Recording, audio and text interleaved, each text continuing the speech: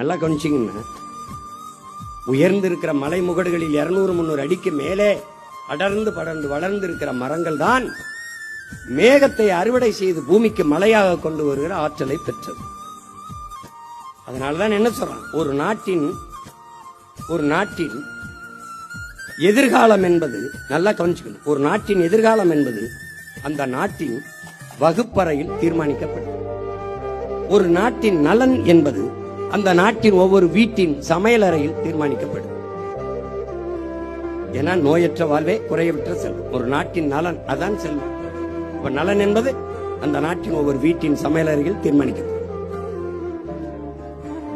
ஒரு நாட்டின் வளம் என்பது அந்த நாடு பெற்றிருக்கிற நிலத்தின் வளத்தை பொறுத்து அமைகிறது. ஒரு நாட்டின் நிலத்தின் வளம் என்பது அந்த நாடு பெறுகிற நீரின் வளத்தை பொறுத்து அமைகிறது. ஒரு நாட்டின் நீரின் வளம் என்பது அந்த நாடு பெறுகிற மழையின் வளத்தை பொறுத்து அமைகிறது. அந்த நாட்டின் மழையின் வளம் என்பது அந்த நாடு பெற்றிருக்கிற மலைகளின் வளத்தை பொறுத்து அமைகிறது. இப்ப நான் ராமநாதத்துக்காரன், எனக்கு கடல் இருக்கு. மதுரையில கம்பம், குமிழி, தேனியில மழை கடல் இல்லை, ஆனால் மழைப்பொழிவு இருக்கு. காரணம் என்ன?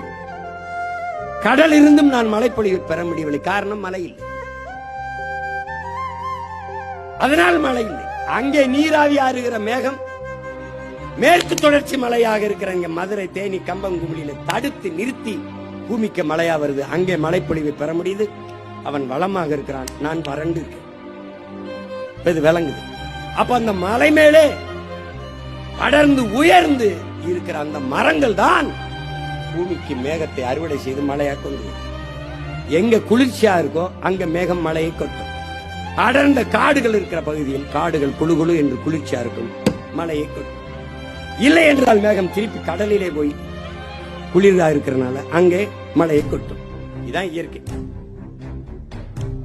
அப்போ மழை இல்லை என்றாலும், மரம் இல்லை என்றாலும், மழை இல்லை, நீர் இல்லை, சோர் இல்லை, உயிர் இல்லை. எனவே மரம் நம் உயிர். அதை புரிஞ்சு